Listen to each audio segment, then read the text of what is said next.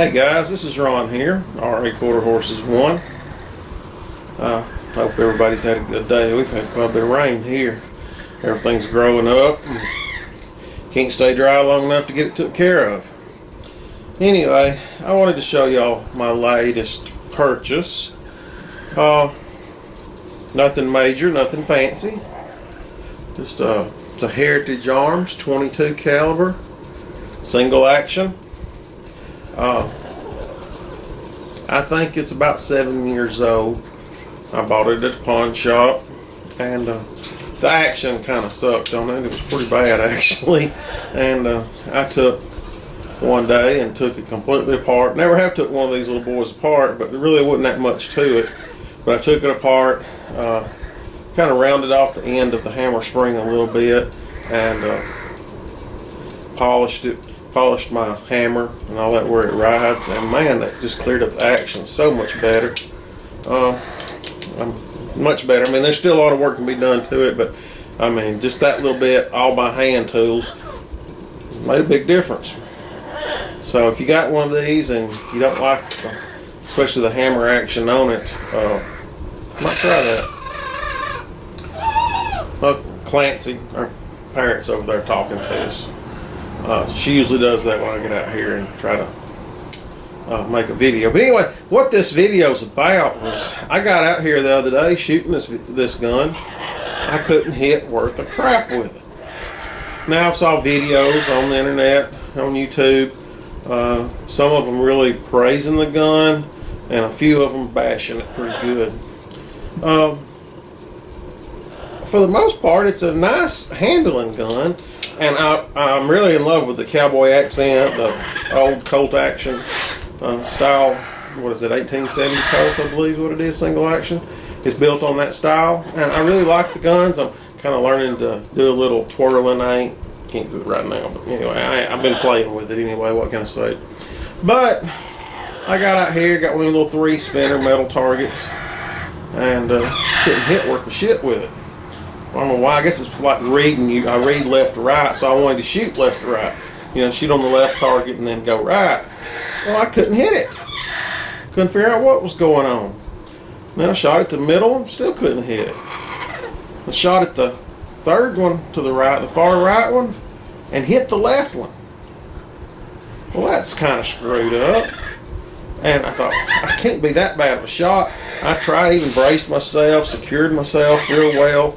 And I kept, that's what it would do. It didn't matter how I held it, how steady I held it and braced myself, it would shoot that far away from the target. And this is only like 30 feet, guys. Well, I had downloaded a copy of the owner's manual, and it said that, if you had problems with shooting lower high, you might could file the end of this. This is a fixed sight gun, by the way. You could file the end down if necessary. That would raise your sight picture up a little bit, or you could bend it right or left if necessary to try to straighten up any imperfections right or left. Well, I thought, ain't no way that I can bend it ever so slightly without it really being noticeable and it make a difference, make it shoot straighter. But I thought, well, I'm just gonna try it. I mean, $135 gun, pawn shop, I will try it. So I went and got an adjustable wrench, put it on the front sight, and was gonna try to bend it a little bit. Well, guess what? When I went to bend it, the whole barrel turned.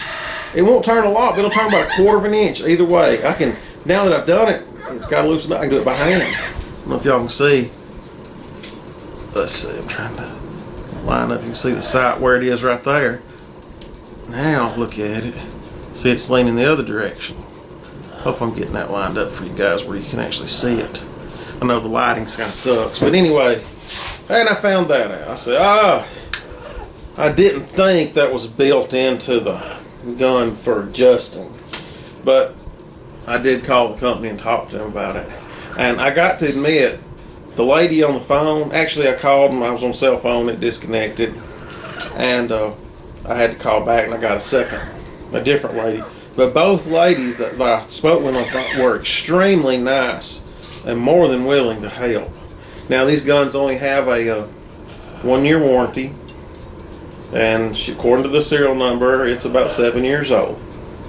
So anyway, she said that it should not be doing that. And I first explained to him, tried to tell him my whole story, like I'm telling y'all about how I got out here to shoot it, and it was shooting. Ended up finding out it was shooting way to the left.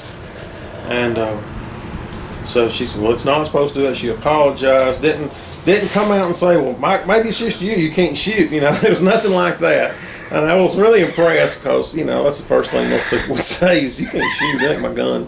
But anyway, they told me if I send it back to them, if it would cost more for me to ship it than $15, to call them and they would send a pickup order for it, and all I have to pay is $15. That's their charge.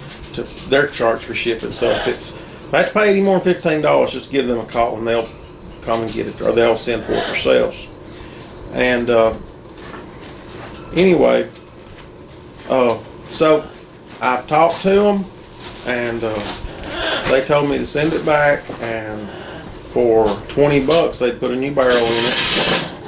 And I thought about getting the Magnum cylinder. So for $30 they'll put a Magnum cylinder in it also. It's a 22 Magnum, and file it and adjust it, whatever they have to do. So anyway, I'm going to send the thing in to them for, like I said, $15 shipping and $20 for a barrel. They don't charge any labor, just parts. So I'm going to try it and send it to them and see what they do. And I'll be updating y'all as things rock along and I get it back, and we'll see if we can shoot. Anyway, talk to you guys later. Have a good day.